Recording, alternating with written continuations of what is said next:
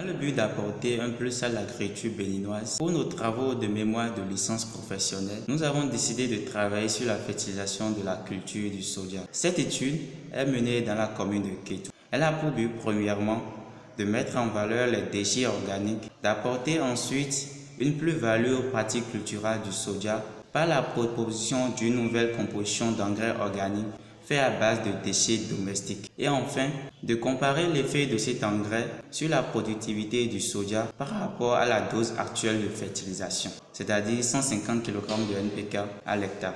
L'idée de mener nos travaux sur la fertilisation nous est venue après une enquête effectuée auprès des producteurs de la commune de Kétou. Cette enquête nous a permis de relever diverses contraintes auxquelles ces producteurs sont confrontés. Nous avons la baisse de la fertilité des sols, la cherté du prix des engrais vulgarisés sur le marché, le manque de financement, l'indisponibilité des terres et les aléas climatiques.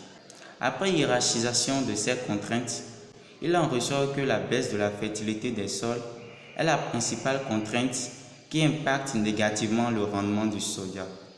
C'est dans le but de rehausser le niveau de fertilité des sols qui nous est venu à l'esprit, après une bonne revue littéraire scientifique, de proposer une nouvelle composition d'engrais organiques faite à base de déchets domestiques afin de remédier à l'insuffisance des minéraux indispensables aux légumineuses dans le sol, en particulier la culture du soja.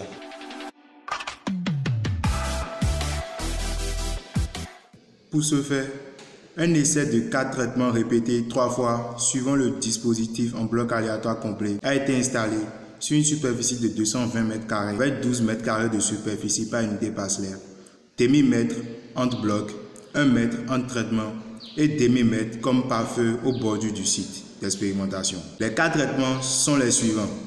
Le T0, traitement témoin inoculé. Le T1, soja inoculé plus apport de magot compost en fumier de fond à raison de 4 tonnes à l'hectare.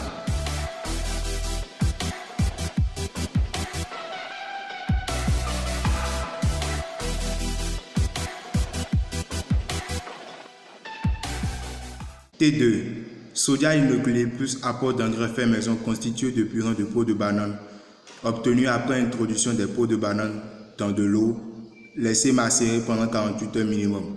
Le purin obtenu est combiné à la farine d'os et à la farine de coquille d'œuf.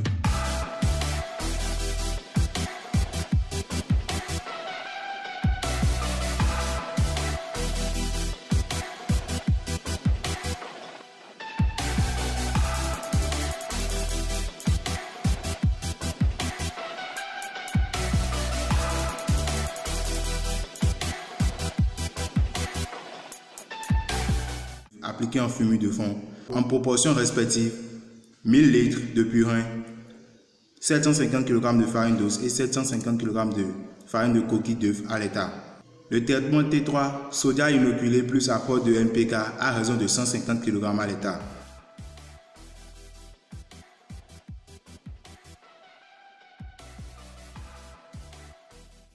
Le semis s'est fait suivant un écartement de 40 entre lignes et 20 entre plants.